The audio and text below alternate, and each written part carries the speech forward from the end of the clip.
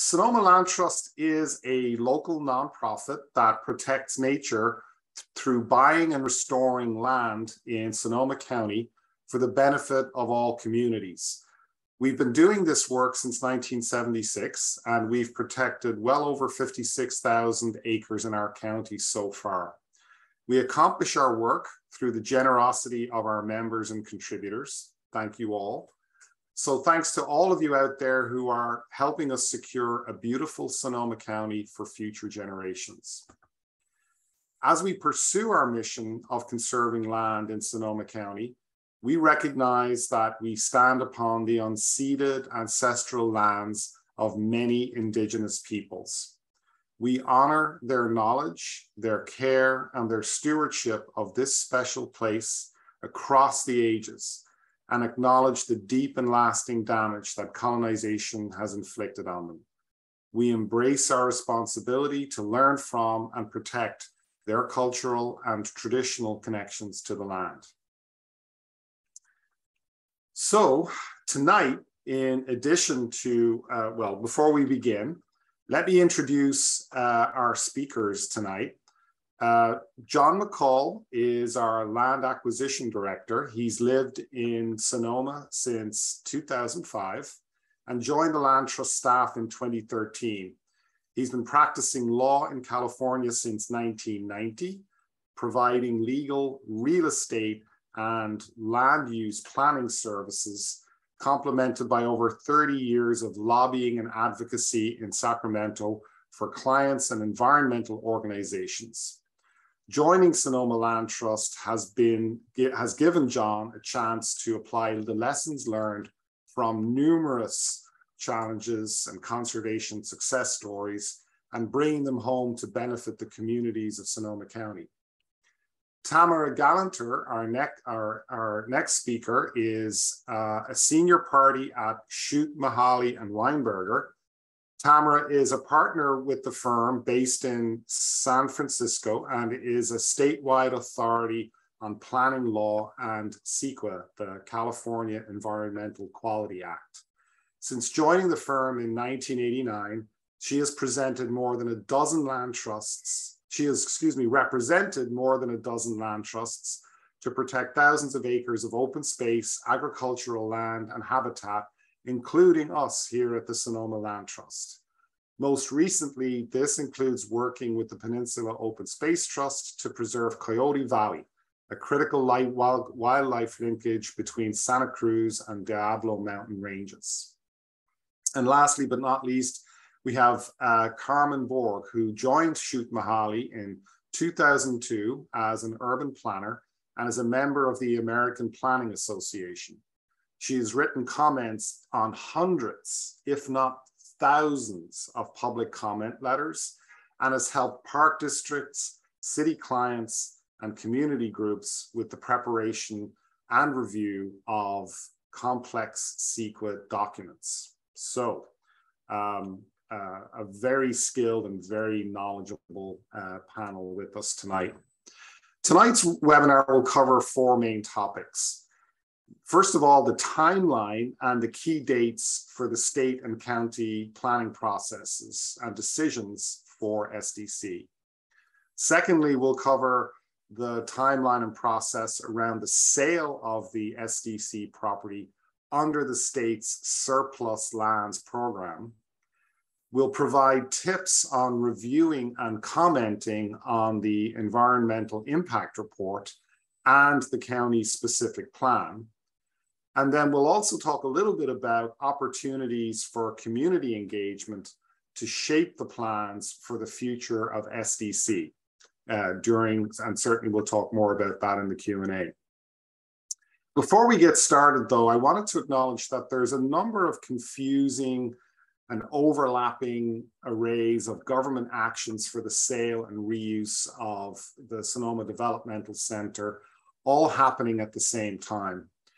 The logic governing the relationship between the sale of the SDC campus by the state and the county's parallel effort to approve the plan for the reuse of the entire 950-acre property is, to put it mildly, opaque.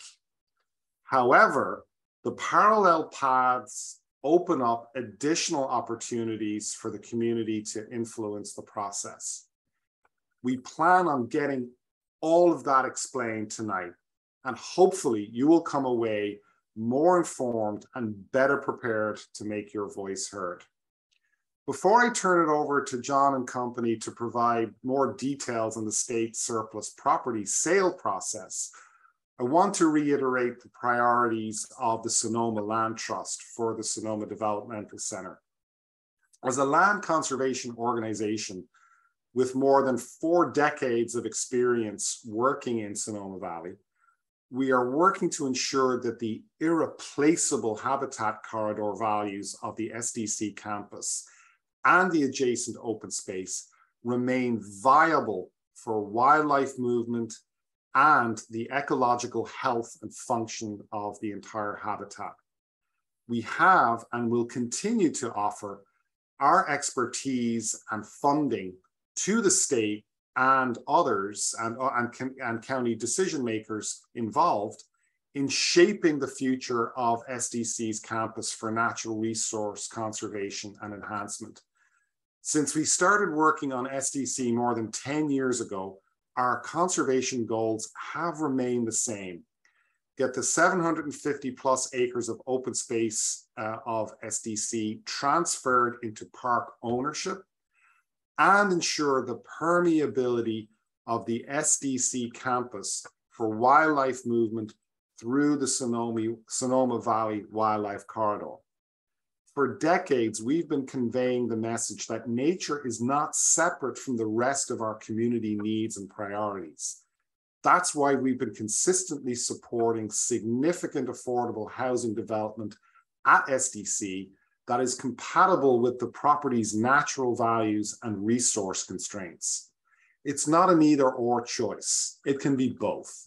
And so much depends on this, because if we lose that permeability and that viability in the wildlife corridor, we will see the conservation values, the natural values, and the ecosystem services, air, water, quality and quantity, fire risk reduction, and other things seriously degraded. With all that in mind, we have been working not only with Sonoma County to try to improve the specific plan, but over the last several months, we have reached out and actively recruited experienced and thoughtful green developers to see if they would be willing to submit a proposal for the purchase of the SDC campus that meets the needs of our community and the natural environment. As you learn more about the SDC specific plan tonight, please keep in mind that there may soon be other alternatives, not just from us, but perhaps from others, that differ significantly from the county's ideas that will be generated through the state's RFP surplus property process for you to review and consider. So let me turn it over to John, and he will explain the timeline and the process for the decisions pending this fall. John.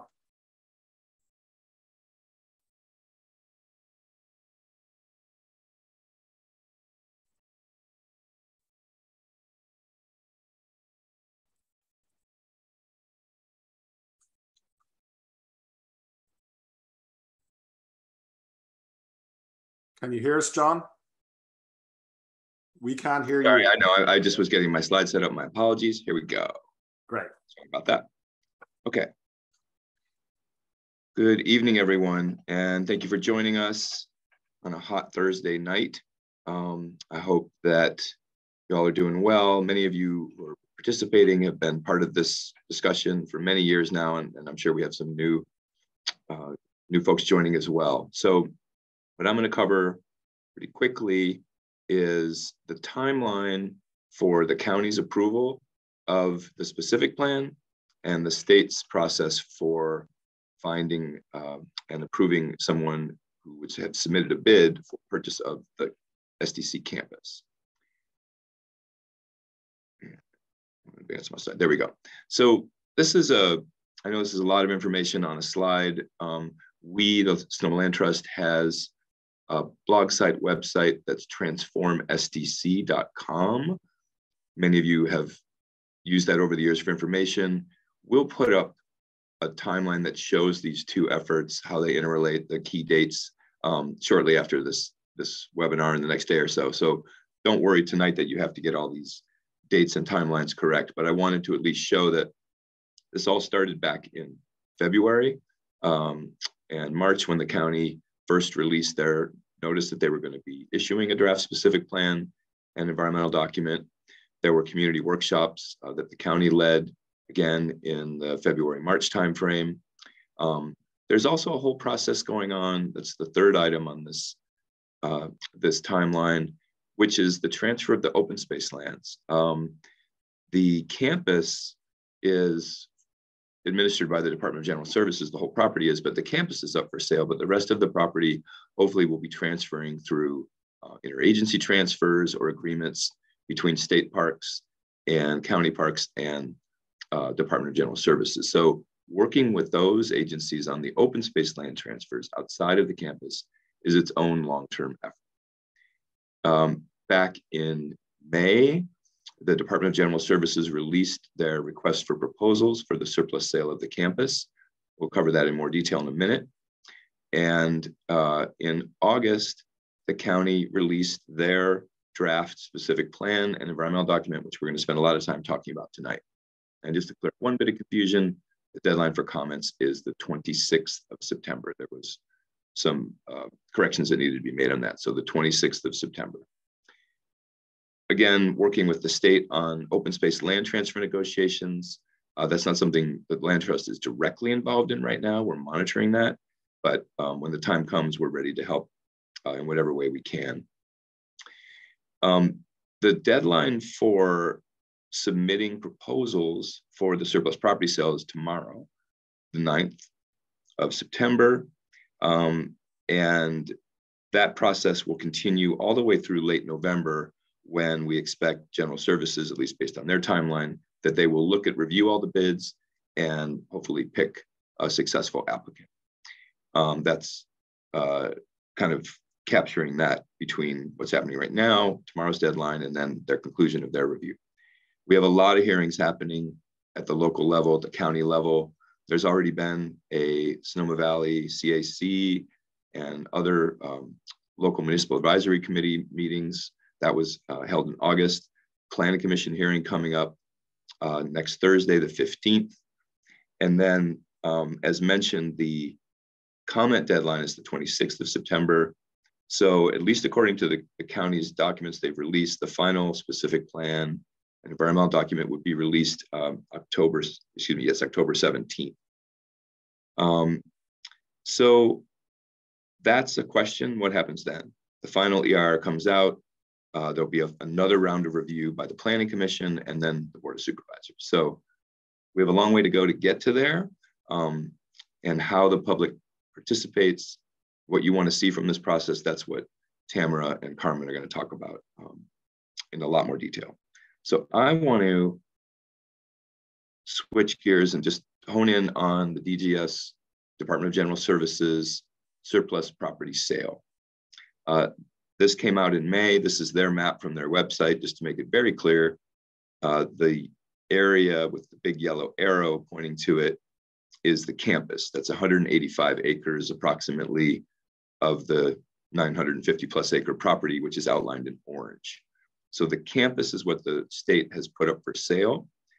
You can see from the slide here, they have some benefits that they are trying to achieve through this sale.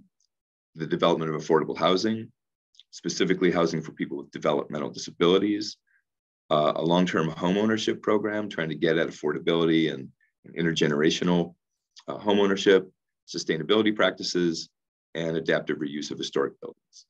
Those were the stated benefits that applicants are supposed to address in their proposals to General Services. As I mentioned, they will be reviewing the bids they get in, and so far they said that their goal is to get an agreement decision by November 28th. This is to sell the property, and we don't know what the price tag is. I just put that out there, and I'm sure that'll be something that will come up in questions. But the state didn't offer it for a price, and they have essentially asked for bidders to put in a value for selling the property. So as Eamon mentioned, the Land Trust has worked our way through the county's specific planning process.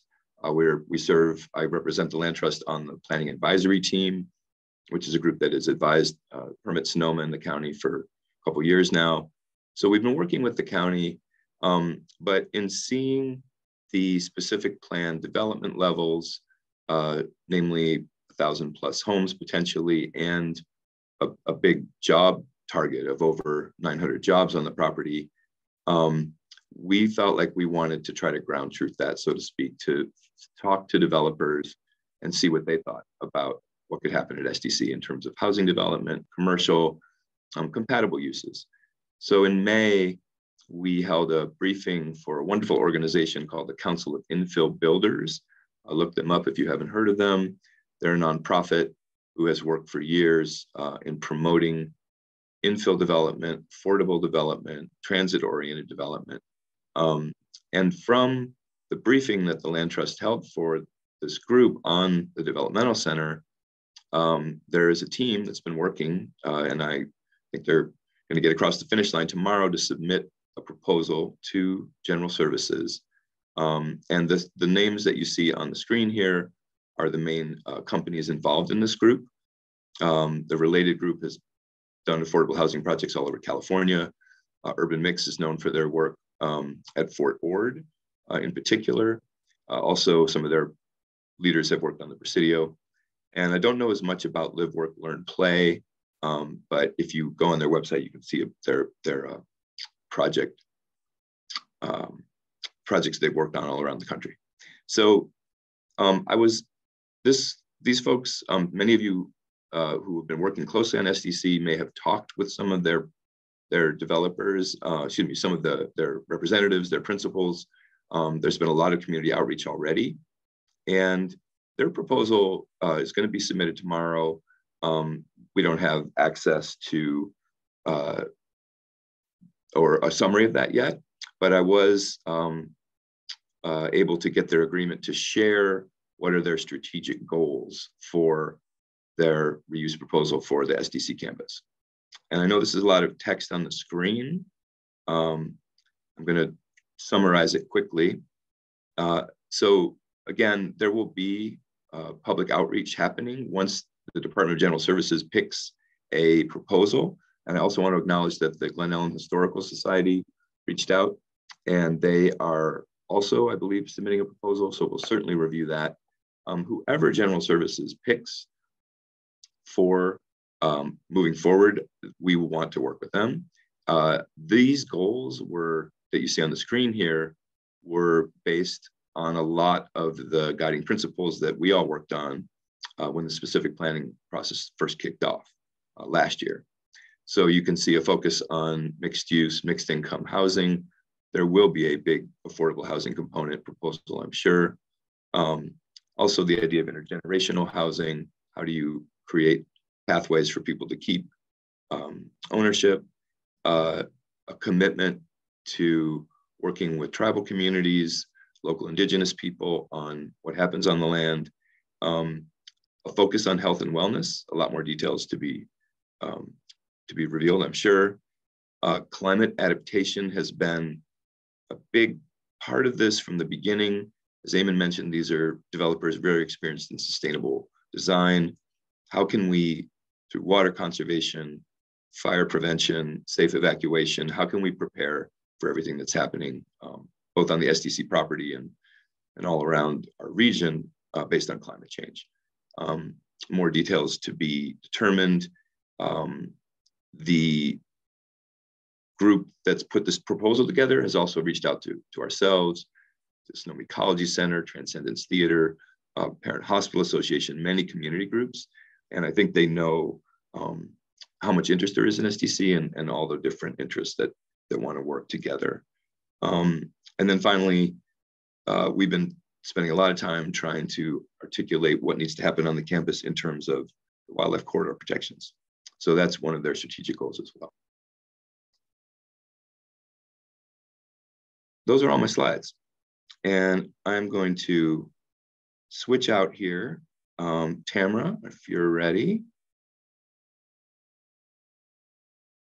I am ready. All right. Do you want to put up my PowerPoint? Yeah, you got it. Okay, well, first I'll just say, welcome everyone, good evening. I'm really excited to be here. John, if you can put it in slideshow mode, so it'll be bigger. Perfect.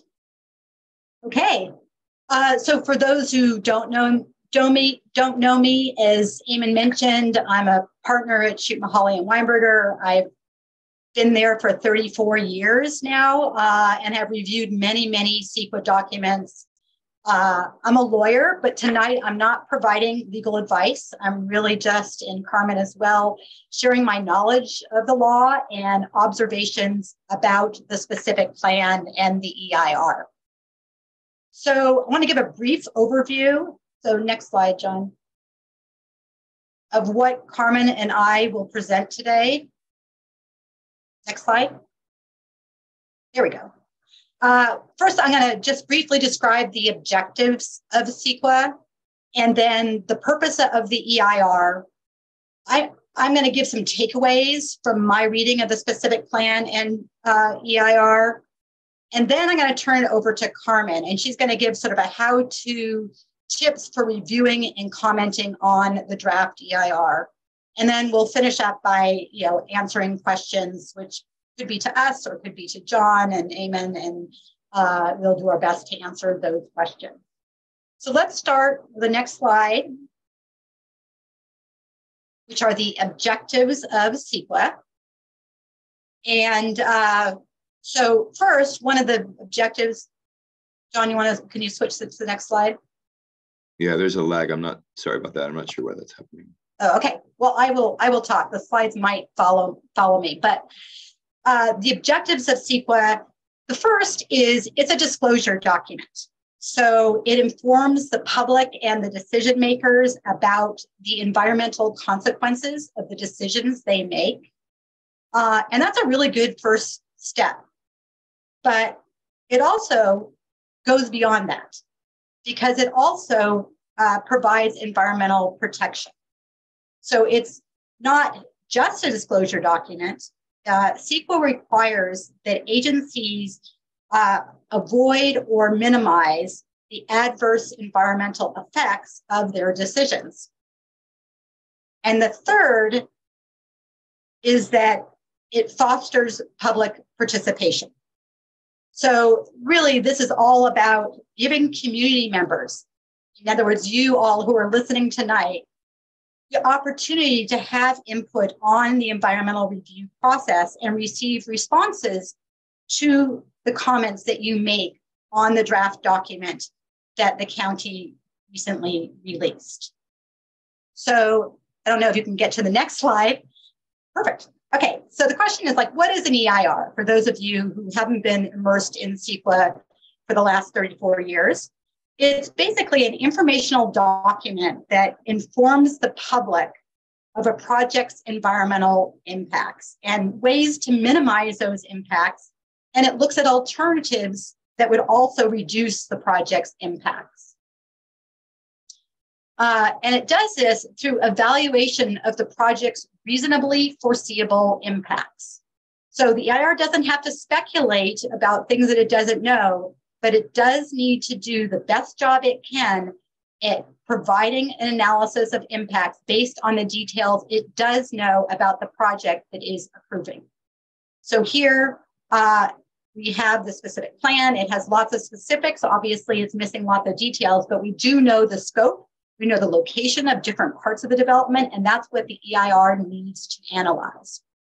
Now, in the EIR, substantial evidence must support all of the EIR's statements and conclusions. So what this means is that there must be a basis for whatever the EIR says and whatever the conclusions that it makes. And the EIR has to disclose what that basis is. Finally, it includes mitigation measures and alternatives. And the purpose of those is to reduce the project's significant impacts. And it has to include all feasible mitigation measures and look at feasible alternatives that will reduce those impacts that are identified as significant. So let's get to the next slide. I spent a really exciting weekend reading the specific plan and the EIR, and it certainly wasn't a beach novel, I'll tell you that, for any of you who have dug in. And I just want to give you my 5 takeaways that I came away from after reading the document. First, my question was, what is the project? So certainly the specific plan is an element of the project, but the project also includes unknown general plan and zoning amendments, and potentially even a development agreement. We haven't seen any of these. Where are they described in the EIR? My other big question after reading through the project description was, well, I'm really confused. And, I've been doing this a long time. So if I'm confused, I imagine a lot of you are confused. It's like, what does this specific plan actually allow? How many residences? If you look at the charts and you look at the numbers in the specific plan, there are lots of different numbers. And I have to say, none of them adds up to 1,000 residences, which is what the number that is analyzed in the EIR. Okay, second takeaway. And I've gotten lots of questions about this, so you might have some too. Wait a minute, where are the mitigation measures? I mean, anyone who's ever reviewed an EIR is used to seeing an analysis of impacts, and then for each impact, it's followed by a list of mitigation measures. And for a specific plan, this might include, the addition of goals or policies that will be added to the specific plan, but if they're identified as mitigation measures. And the importance of this is that the mitigation measures are then put into what's called a mitigation monitoring and reporting plan that identifies when each mitigation measure will be implemented and who will be responsible for ensuring it is implemented. And what this does is it ensures that the mitigation measures will be implemented and enforced. And it really provides accountability for the whole process. Now, instead here, what we have is we have an EIR that says the project doesn't require mitigation because the specific plan actually includes goals and policies that will ensure there will be no significant impacts. So it considers it to be a self-mitigating project. Well, what's wrong with this? Well, first, it means that there's no mitigation monitoring and reporting plan. There's no assurance that the policy and goals in the specific plan will meet the requirements for mitigation. And Carmen's going to go into this a little bit later about what are the requirements for mitigation. But there's really no way to ensure that the policies will be implemented or that they are enforceable. And in many instances, and I suggest you all do this, if you read the EIR and the policies the EIR is relying on to mitigate impacts, what you'll find is that they don't actually mitigate the specific plan's impacts. And they don't ensure, in all instances, that the impact will be insignificant. In other words, they're not doing their job. My third takeaway was I'm looking through this EIR, and in many instances, I'm like, well, where's the analysis? I've looked at a lot of EIRs, goes into lots of detail about each, the developed project and how it will impact a particular resource. Here, in many instances, EIR does not actually provide the analysis of how and the extent to which the project will affect a particular resource. And sometimes it provides unsupported conclusions or defers the analysis to some future environmental review. I think the perfect example of this is if you look at the biology section, you'll see that the EIR doesn't do really any analysis. It just identifies all the potential species that might be there based on a national database. And then it says, well, we're not going to have any significant biological impacts because of these policies. It identifies the policies. Oftentimes, those policies are not mandatory. They say should, they say could, they say is feasible. And they also say, one of them even says that, don't worry, in the future, we're going to analyze the actual impacts of each project that comes along under this specific plan. And at that time, we'll identify mitigation measures to reduce that impact, biology impact, to an insignificant level. In this instance, the EIR is not doing its job. Instead, it's punting the required analysis to a future time. My fourth takeaway was, just like it does with the analysis of impacts, the EIR often defers the mitigation. You just saw how it does that with biology. Don't worry, we'll mitigate in the future. We'll ensure there aren't significant impacts. Well, that's not what CEQA requires. CEQA requires that you actually propose the mitigation measures now to reduce the impacts to an insignificant level. And where you can't do that, you can set up a preliminary program and identify how you're going to ensure that the impact is not a significant impact. And finally, I want to I guess my final takeaway after reading this EIR is the importance of all of us and all of you in the audience today, it is to comment on this EIR. Now, this is a program EIR, and obviously there'll be future projects that will implement this, but don't wait for a specific project. It's really important that the community comment on this EIR, because under CEQA's new streamlining rules, there doesn't have to be additional environmental review if the future project is consistent with the specific plan. And so those are my 5 takeaways. I'm now going to turn it over to Carmen Borg, who I've worked with for over 20 years and have worked with her on hundreds and hundreds of comment letters. So I know what she knows what she's doing, and she knows what she's talking about.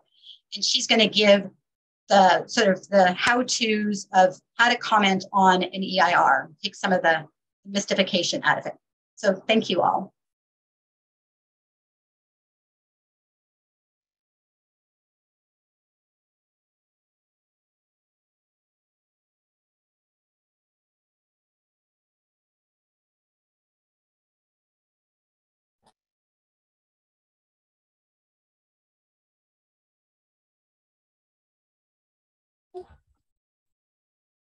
Can you hear me? We can hear you, Carmen. Go right ahead. Okay, sorry. I'm getting strange messages here. So they can be challenging to review. They're sizable. They involve some technical issues. They can be confusing and overwhelming to review. So like Tamara said, we're going to give you some tips to help you tackle the review.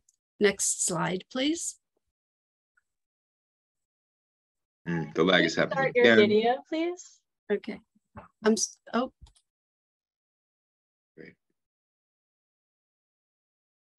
Okay, I'll just keep going and Okay, I'll do the John bridge. will catch up. Okay. So the order that I usually use to review an EIR is I first start by reviewing the specific plan to understand the proposal.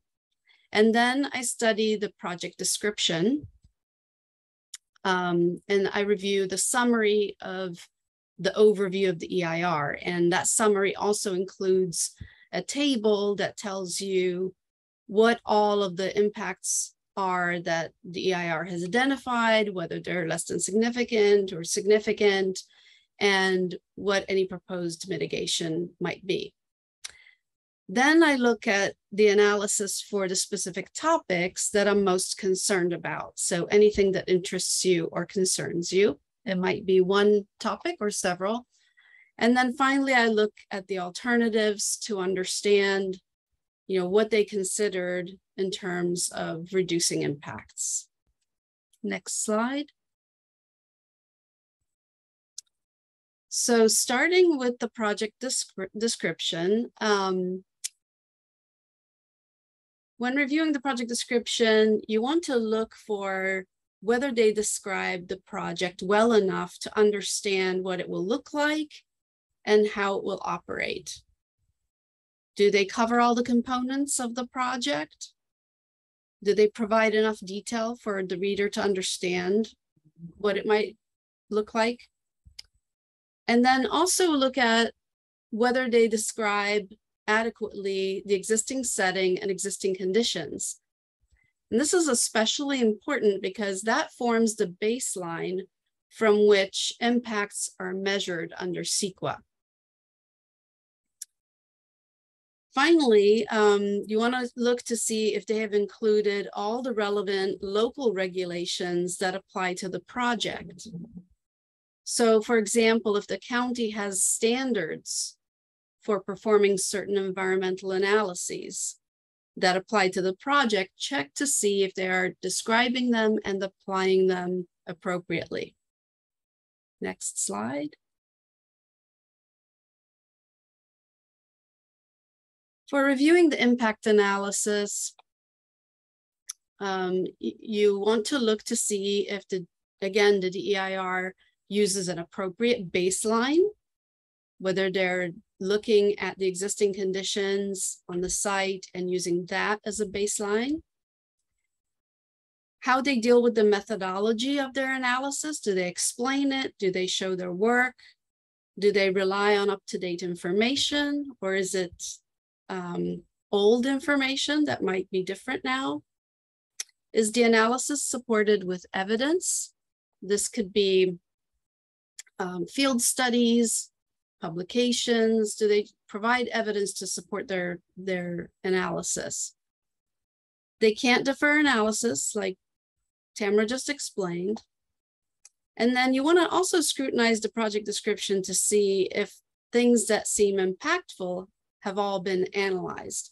They have to describe all of the project's impacts from all of the components of the project. And it's not enough for them to say, oh yeah, the impact's going to be significant and unavoidable. They have to describe the severity and the extent of the impact, and then also any impacts from proposed mitigations or implementation of policies in this case. Next slide. So two other impacts that the EIR has to analyze. One is cumulative impacts. And these impacts are impacts that when you analyzed for just the project may not be significant, but when combined with other projects in the area will combine to be cumulatively significant. Otherwise, you might have a bunch of smaller projects that individually come up as less than significant, but together you'll have a death by 1,000 cuts sort of situation. They also have to analyze growth-inducing impacts, and these are impacts related to causing or triggering population growth beyond what's being described as part of the project, or removing obstacles to growth. So a classic example is if there's a proposal to build 50 houses, but the infrastructure for the project is oversized and will allow 500 houses, then that should raise a yellow flag that they're removing an obstacle to growth because they're extending infrastructure and services to an area that might not otherwise develop. Next.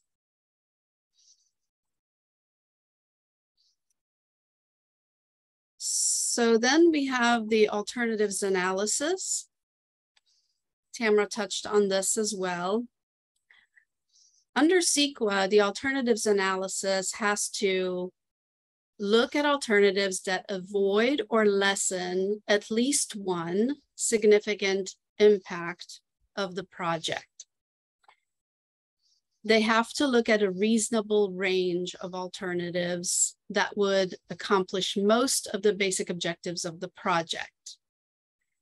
So reasonable range here doesn't mean that they need to look at all possible alternatives. They are required to look at the no project alternative, which means what would occur on the site if the project was not adopted.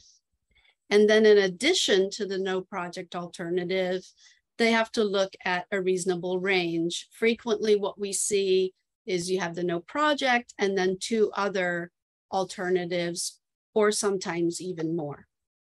And finally, the DEIR is obliged to identify the environmentally superior alternative. And this means it's environmentally superior to the proposed project, and it can't be the no project alternative. So they have to really look for alternatives that will reduce impacts. Next.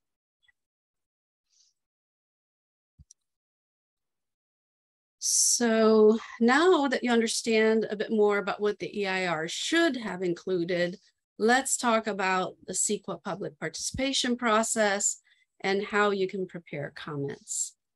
Next. So 2 of the points in the process that allow opportunities for public comments have already passed, and those were the scoping meeting, where they met with the public to hear about public concerns about the site. And that was before preparation of the EIR. And then during the notice of preparation comment period, when again, they met with the public to take comments. Next, we're gonna have a planning commission hearing on September the 15th. It's not we, the county is having a planning commission hearing. And so you're able to attend that hearing and submit comments at the hearing in person or in writing. We're in the middle of the public comment period on the EIR. And again, the submittal deadline for those comments is September 26th, before close of business. And then the county will hold hearings with the Board of Supervisors, and you can again submit comments in person or in writing to the board until they close the public hearing for the project. It's important to note that commenting is key, both to let your decision makers know about your concerns and also to exhaust on the issues in case you want to challenge the decision down the road. Next.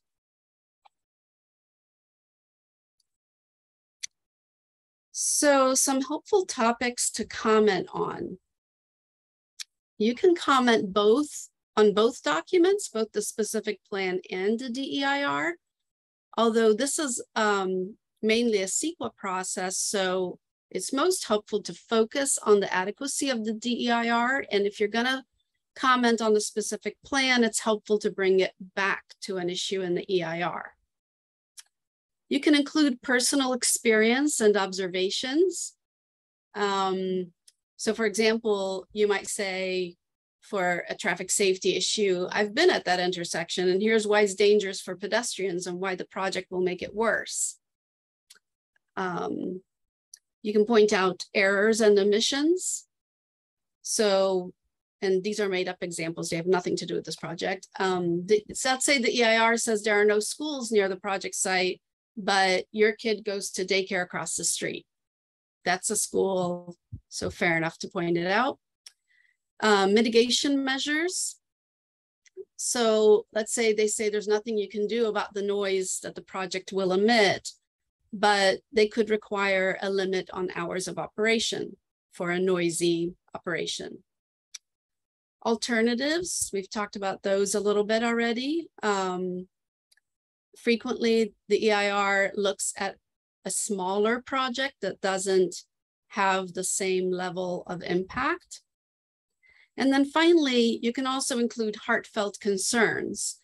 And, you know, I've been at public hearings where members of the public speak about family members who had asthma or cancer, or who couldn't go outside on bad air quality days. And they expressed their concern about increased pollution resulting from a project. It's very effective. Next. So now you've reviewed the EIR and you're ready to prepare your comments. Some things to keep in mind. You want to submit comments in writing if possible, even if you're commenting orally at hearings. This way you're ensured a response. Under CEQA, the lead agency here, the county, is obligated to respond to all comments, but putting them in writing is a little more assurance that you'll get a response. And then you want to focus on substantive comments that you back up by factual support. Your comments should be written in a way to require a response. It's fine to submit questions as well. You can point out errors, any inconsistencies, and Tamara already talked about several, any omissions in the analysis or in the existing conditions or anywhere really. And then if they present conclusions that aren't based on evidence, definitely point that out. You want to focus your comments on the adequacy of the EIR, not on the merits of the project. Because if you just say, this is a terrible project, and you don't talk about the analysis in the EIR, you're going to get a polite response that says, comment noted, and that will be the extent of it. And then finally, use a professional tone and keep the criticism constructive. Next. So I've put together a list of do's and don'ts, which basically reiterate most of what we just talked about. Keep it professional. Don't be disparaging of staff or of the EIR preparers. That just raises people's hackles and it's not terribly effective. Focus on the project's impacts and the EIR's inadequacies. Avoid commenting just on the merits. Don't make generalizations or focus on impacts to property values. Property values are not considered a CEQA impact, so it's best to stick to the environmental impacts. And then also give examples and evidence in support of your points. So here you can consider attaching copies of articles or studies or photos or other documents that help make your point. Next. So some things to keep in mind, and I apologize for some of the redundancy here, but sometimes it helps for these things to stick. So the task is not to criticize the project itself, it's to identify legal or factual inadequacies in the EIR itself. How much and in what way will the project change the existing conditions? Does the analysis include impacts to surrounding sensitive receptors? And in this case, it's people and wildlife. Are the data and assumptions current and accurate? Does the analysis include reasonable significance thresholds, and does it use them? Frequently, you'll see a nice list of significance thresholds, and when you're reading the analysis, if you flip back to the thresholds to check, they aren't necessarily using them. So that's something to definitely watch out for. Does the EIR base its conclusion on substantial evidence? Does the EIR look at a reasonable range of feasible alternatives to avoid significant impacts? Should it have included an obvious other alternative that would reduce impacts? And if they haven't, you can suggest that they do. Just describe what you think they should have done. And sometimes the EIR doesn't contain sufficient information to allow you to criticize. So you can point that out as well.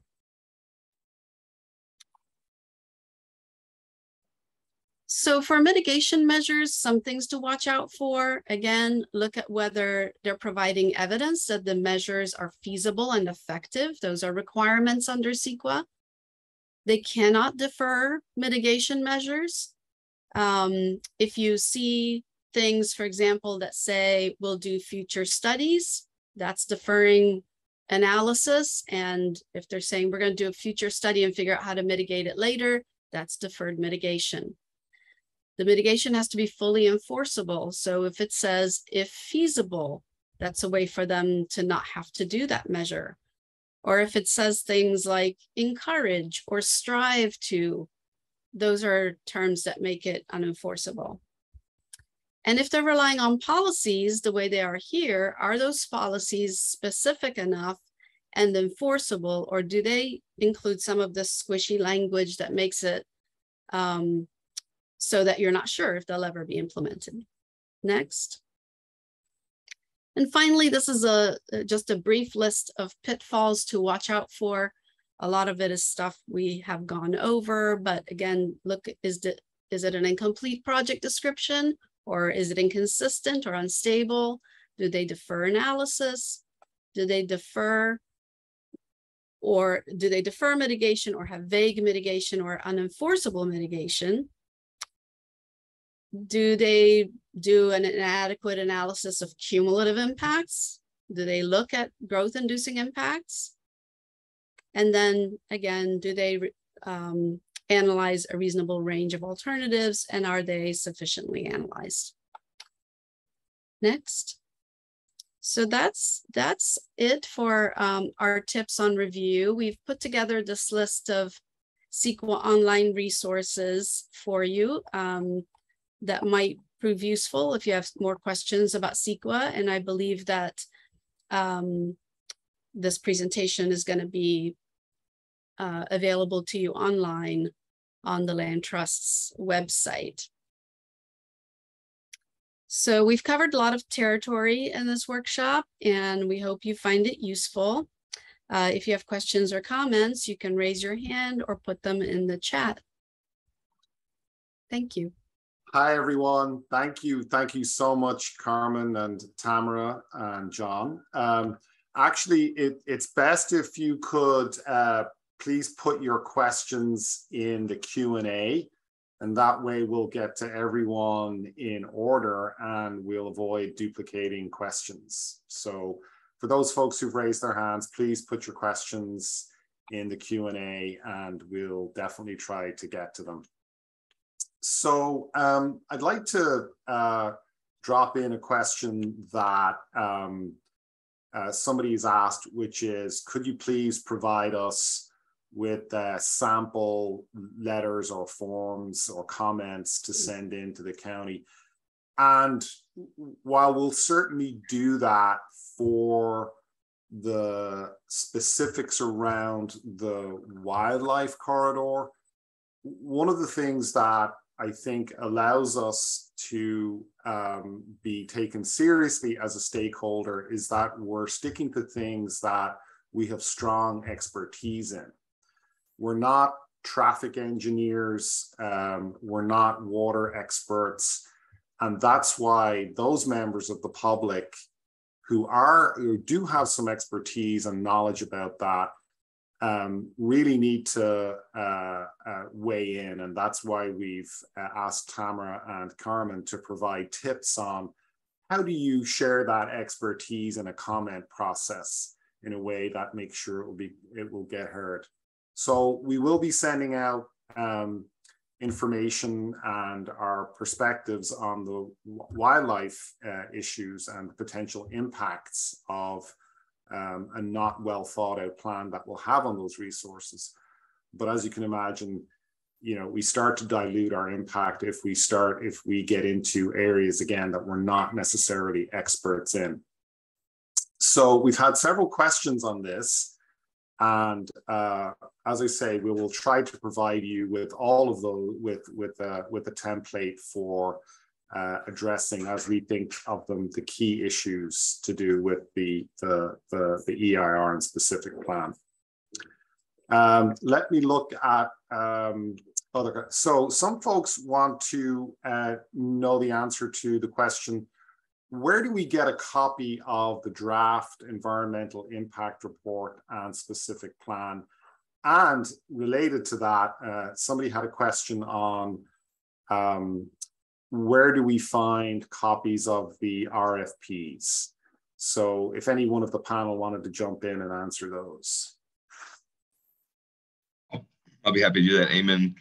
So for the specific plan and the environmental impact report, the county website is where you want to go. I'm going to spell out the URL just so everyone has it. The website is SDC SDCSpecificPlan.com. SDCSpecificPlan.com. County also has its own official website, a .gov site. Permit Sonoma, who is the permitting agency who's managing the specific plan process, they have their own website, so don't get confused looking there. Go to SDCSpecificPlan.com. I'm not totally sure how the Department of General Services is going to share the proposals that they get after tomorrow. They don't have an obligation like the county does to release documents. So we will see. I think it may be something more where they have an internal review process. Some of these documents may be discoverable if people really want to go after them, but I'm not sure how the various proposals will be shared with the public before they make a decision on entering into a negotiating agreement with one of the parties. Thanks, John. One of the other, and related to that, just following up on this theme, just to reassure everybody that Tamara, yes, will be submitting a very detailed set of, and I should include Carmen in that, a very detailed set of responses to the state's EIR. So don't worry too much about anything being missed. There was another question, someone asked, I believe the no project alternative in the DEIR was stated as more or less housing units than the preferred alternative. Is this correct? If so, how is this allowed? So maybe I could answer that, Eamon. And so under CEQA, the EIR has to analyze a no project alternative. And the no project alternative is what would occur on this site if the county didn't approve the specific plan and the related documents it's considering approving. And I have to agree, it was a very strange way I've never seen the no project alternative addressed like that. And that's certainly a comment that anyone commenting on the EIR, I mean, in some points I've seen a lot of questions about like, how are we supposed to do this? We don't have the expertise. But what you don't realize is you do. You're members of the public, live in the community. You're able to explain your personal experience and how this project will affect that experience. Like I've heard, oh, well, in the last fire, we had to wait for hours and hours and hours to evacuate our homes. How is it possible that this project will only increase evacuation time by 15 seconds? So you can give that personal experience. Now you have to remember what this EIR is doing is it's analyzing the impact of the project compared to existing conditions. So it's taking those already bad conditions, and the question is, how much will it exacerbate those conditions? So you were able to move slowly, albeit during the last fire. What will happen when you add, 2,000 cars into this evacuation? Is that going to provide gridlock? Is it really only going to impact it by 5 seconds? So you can provide your personal experience. You also just read the EIR. Take a section you really care about and read it and ask yourself, does this make sense? Ask for, how do they make this statement? Is there support for it? As I mentioned, every single statement in that EIR has to be supported by evidence. And if they're just saying things that don't have a basis, then you can say that and you can ask for the basis of that. If the idea in an EIR is it's the EIR's job to make it accessible to the public. If this document isn't accessible to the public, explain where you're confused. Explain why you're confused. Ask the document to connect the dots. That's what it should do. It should show its work. And if it's not doing that, then it's not doing its job and it's not a legally adequate document. So you don't need to be an expert. You just need to have common sense and read the document critically, asking questions. Don't believe everything you read. You read it and they say, well, these specific plan policies will reduce the impacts. Well, look at the specific plan policies. In your mind, will they reduce it? Why not? Make that comment. So it's really, I don't even think you need to be a lawyer. You don't even need to be a planner. We can make the legal arguments and the legal comments, but you can make the comments that are really important about the adequacy of the document. I also want to clarify, there was a question about my use of the term thresholds of significance and what are they and how do they play in part in this EIR process. So when an EIR is looking at whether or not a project has an impact, it needs to have some definition of what would be the threshold above which it would have that impact. So for example, let's take noise, because that's sort of an easy quantitative impact. And classically, it would be like an impact occurs if the noise from a particular site exceeds however many decibels or increases noise by a certain number of decibels. So when you're looking at the EIR, you want to see what was the threshold they use. Now they always identify what the threshold they're using is. So it's often based on the CEQA guidelines, Appendix G, and that's in the documents that Carmen put up, so you can look at those. So the question is, do they identify the right thresholds? You can say they don't, that they're actually ignoring impacts because they haven't identified this potential impact and they haven't identified a clear threshold.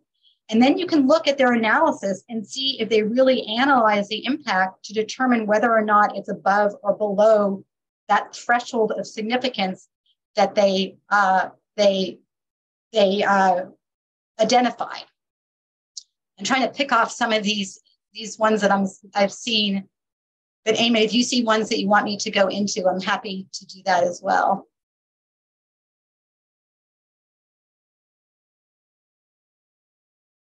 I think one of the things that would be helpful to comment on, Tamara, is the fact that templates are very popular. Please say the following, or please use the following bullet points. Well, two can play at that game, and the various individuals at the agency can give you a cookie cutter answer, and it actually makes their job easier. The more individualized the question can be and your comment can be, as Tamara says, the more the county has to pay attention to answering that question, because they're required to answer each of these questions. So Tamara, is there anything you'd want to add to that? Yeah, no, I think that's exactly right, Eamon. And so, for example, if you think they didn't analyze a reasonable range of alternatives, tell them that you think they should be analyzing, the MAC alternative, and explain what that is, and ask why, that should be analyzed, and ask them to do that. They'll have to explain. I'm not saying they'll analyze it, but they'll have to explain why they didn't analyze it. And then you can assess whether that is really a good reason. So remember, they do not, you can comment on the specific plan, as Carmen said, they're not responsible for responding to your comments on the project, which is a specific plan. But if you comment on how the EIR looks at the specific plan, then they have to respond to each and every comment made. And the more individual comments, and I totally agree with you, Eamon, that having cookie cutter, letters, not only is it easy to respond to and you don't get any more information, but public, decision makers totally can figure out when there's a form letter and that people are submitting it, and they don't give weight to it either. So you're going to have much more credibility as someone who lives in the community, as someone who votes for your supervisors, if you give your perspective. And once again, you don't have to read the whole EIR. I did because that was my job. But believe me, it's not something I recommend. As Carmen said, look at the project description, skim through the specific plan, and then pick some issue. Divide it up. Sit down at it, with all your friends and say, okay, I'm going to look at this issue. I'm going to look at this. I'm going to look at that. Go through and read the EIR and say, does that make sense? Is there basis for that statement? Does this statement lead to the next statement, or are they jumping to conclusions? Do the specific plan policies they listed really mitigate the impact? How can we be sure? And just ask yourself those common sense questions, like you're a reporter, and ask the who, what, where, when, and why. And ask those questions. Your comments don't need to be in the form of questions, but that's one way to approach this. They could be just comments like, I don't understand, this doesn't clearly explain what the project is. I can't figure out the relationship between this chart and this paragraph. This is inconsistent. Please clarify. You can do something like that as well. So it can take any form you want. Can I add something to that, Eamon? I'm seeing a lot of comments that are saying, this is really, it's an overwhelming process. And, sounds like some people don't necessarily know where to begin. And I think, Tamara has mentioned this, but you could just take one issue. You're concerned about water supply, and just read the project description and the section that deals with water supply. It may not even be a whole chapter, and just comment on that. So every comment matters. And if you're commenting on the EIR, they have to respond to you. We just add one more thing for the folks in the audience tonight who do not have the time and are still want to get something in between us and our community partners. I noticed in the Q&A, Sierra Club, Eldridge for All, multiple organizations will be putting together, I'm sure, testimony for next public comments for next week's hearing, and written templates you can use. So don't despair if you want to keep it really simple. It still counts too. Yeah. And there was a comment about where to send the letters. So when you go to the county's website, you'll see they're supposed to be addressed to Brian O. You can also CC all the planning commissioners and supervisors if you want to have additional punch, and if it's easy, and you can just email it in and have your letters. But they will ultimately, anything you write will be in the record, and the planning commissioners and the supervisors will have access to that. Tamara and John and Carmen, could you talk a little bit about the post proposal acceptance? Because I think there's a little bit of, while we're properly focusing on the EIR and the specific plan and its influence, there's an aspect to this that we really haven't dug into yet, which is if and when a proposal is accepted, what happens after that, and what happens to the plan and the EIR after that fact? Because it's not just a one and done at this point. Thank you for that, Eamon. How about I start, Tamara, and then you can. Yeah. So this gets to what we were talking about early in the program tonight, which is that simultaneously with the state doing all this planning, with the county doing all this planning, the state is accepting proposals for sale of the property. So what happens if in November there's a successful bid? Well, the first thing that happens is the state will enter into what's called an exclusive negotiating agreement with the successful bidder. That process is where the real negotiations begin. I know there were some questions around what will the actual housing proposal be? How many units? Where will it be? What will be the wildlife corridor setbacks? All of those questions will start to get hammered out, not on November 28th when a bid is accepted, but during what will likely be a 2-year negotiating period. So for all you longtime SDC advocates and survivors here, there's still a long way to go. This is a 20-year planning horizon we're looking at. Folks who are seriously looking at this for housing development are looking at a 20-year phased effort. Nothing's going to happen quickly, which honestly, from my perspective, is a very positive thing. So exclusive negotiating agreement between the state and a developer, if that is real, if that is realized and is there's an award, how can we use that to inform the EIR? Tamara, let's say we've got something it's good, and the community's like, wow, this is interesting. How can we work together on this? How do we fix the EIR? Right. Well, I think that, as you noted, and as you showed in your timeline, eventually the RFP process is going to catch up with the EIR process. And once the state chooses a proposal, and frankly, I think all the proposals that we know about are far better than what is analyzed and proposed in the specific plan here, then there needs to be, if the county is actually going to approve that proposal, there needs to be a specific plan and an EIR that actually reflect the proposal it's planning on approving. Like, there's really no point in approving a specific plan that isn't consistent with the actual proposal that the state sells the project for.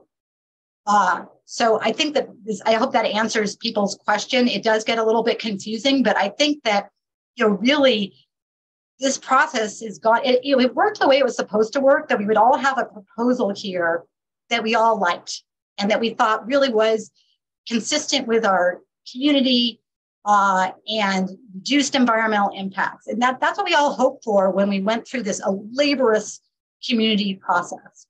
But it didn't work out like that. For whatever reason, the county still is insisting on a development that I think most of the community thinks is too intense and too large for this site and is not compatible with the community.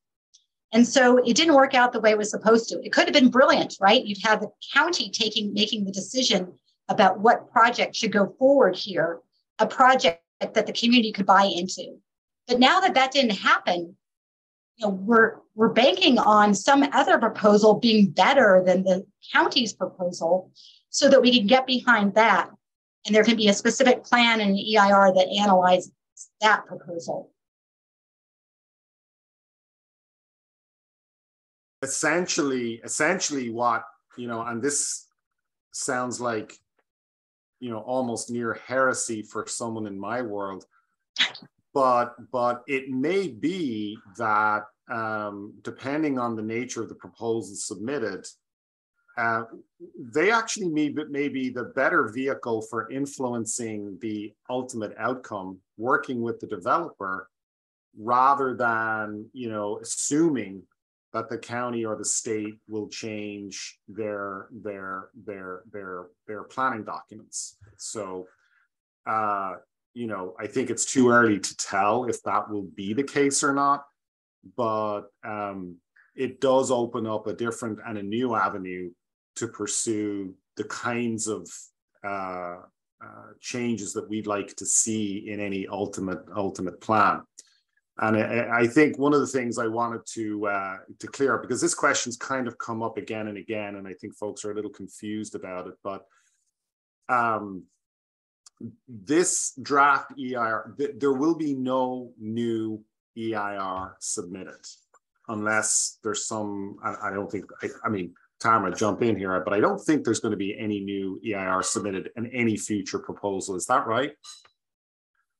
I don't know. There could be, because this EIR doesn't analyze, it may not analyze the proposal that actually goes forward. I mean, what it analyzes is a very specific proposal for development. And if the ultimate proposal chosen is not consistent with what the county has proposed, and it's not just that they said, oh, we're going to have this amount of housing and this amount of commercial, they have sites of where that's going to be. If you look at the map, you can say, oh, there's going to be a hotel right here. There's going to be housing here. There's going to be a retreat center down here. We're having this huge commercial center and all these offices here.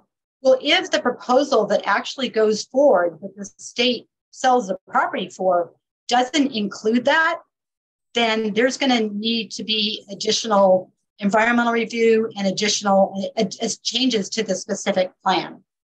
So one thing the county could do is it could pause this project as it's proposed, let the RFP process play its course, so we have a proposal that's better than what's here, and then we can revisit the specific plan and the EIR.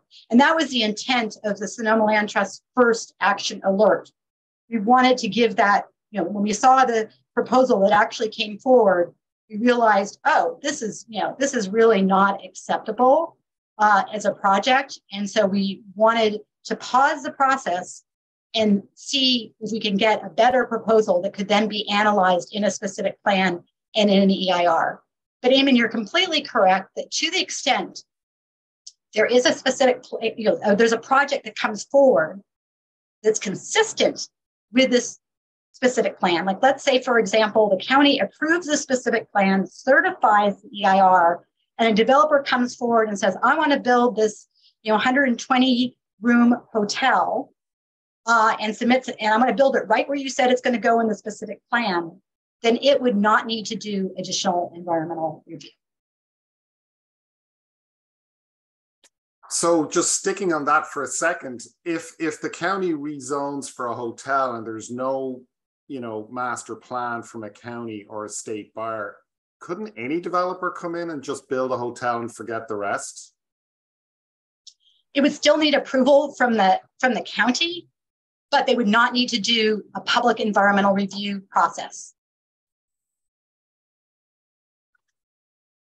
Another question came up that, just clarifying again some of the process. We're approaching this in a number of different strands. So we have a draft EIR. A proposal is accepted. The county and the state then tailor the EIR to meet the proposal that's been submitted. So that's on one piece. The purpose of our comments then is to try to make sure that that EIR will conform with a potential proposal that could be acceptable as a starting point for any future disposition of SDC. I mean, I apologize, folks, this is complex, but this is why we've hired the best in the game in Tamara and Carmen to help us through this. So is that substantially correct? Yeah, that's right. And I think that, this is all going to be available. You can listen to this webinar again. We'll provide, the PowerPoint slides in some form, so you have that. I've seen lots of great comments on the comments about people are going to pick out this issue and comment on that. I agree. It's hard when they have experts, but look at what the experts say. I mean, a lot of times when the EIR doesn't actually reflect what they say, and we have experts, just so you know what experts we're hiring. The Sonoma Land Trust is using. We have biologists, we have a hydrologist, we have a fire evacuation person, we have a traffic person. So all those will be covered from experts who will be looking at this. Did I miss any, Carmen? No. So yeah, and I think that as far as the 5 sort of takeaways, I think when this is posted, you'll see it's really the 5 things that I said in the very beginning, which is like, did they actually analyze the impact? Look at it. You don't need to be an expert. Read it. Is there analysis? Do you understand what the impacts would be? Do they look at how all of this development would impact the resource? Do the specific plans mitigate? Number 2, do they kick the can down the road, both for analysis and mitigation? Those are the basic questions you want to ask. Well, we're coming to the end of our time here. Before I thank everyone and sign off, John, Carmen, Tamara, is there anything else you want to throw in here just as kind of parting words? Yeah, just want to provide a reminder and hopefully a reassurance that I know I mentioned this when I was going through my slides, but parallel to the sale of the campus is the discussion of what happens to all the fantastic open space and wildlife habitat lands that make up the rest of the property. How this plays out over the next few months is going to be very important for sure, but just know that there is a whole nother effort. We have tremendous, excellent leadership from our state legislative delegation, Senators McGuire and Dodd, Assemblywoman Aguiar-Curry, Susan Gorin, Supervisor Gorin. All of those leaders are also working on getting the land protected. So I would hope that, especially if we can get this a proposal accepted by the state that has some community interest, I would hope to see progress next year on the land transfer outside of the campus. So I just want people to remember that. We certainly haven't forgotten about it, and we haven't talked about it tonight, but the more that we can make progress on this in this forum, the more we can help get the land transfer expedited.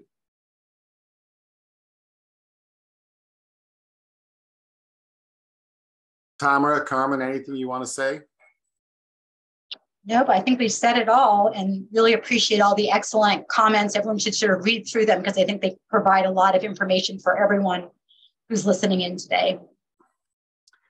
I will, first of all, end by thanking Carmen, Tamara, and John for their excellent work and for their support and for their ongoing efforts in defense of the SDC's wildlife corridor and many of its other values. So just to reiterate from the Land Trust perspectives, we will be providing this webinar recording plus any of the relevant information that was discussed here today on our website. You can also go to www.transformsdc.com, and we will be following up with additional emails outlining some of the key tips that were shared today, plus our perspective on the key points around the wildlife corridor and the natural resource values. This is going to be a long struggle. We do have tremendous optimism that we can affect significant change. We're very much grateful for your support as a community as we try to make much better and much more improved outcomes for SDC and for the Sonoma Development Center. So on that note, I will wrap it up and thank everybody from the community who joined us.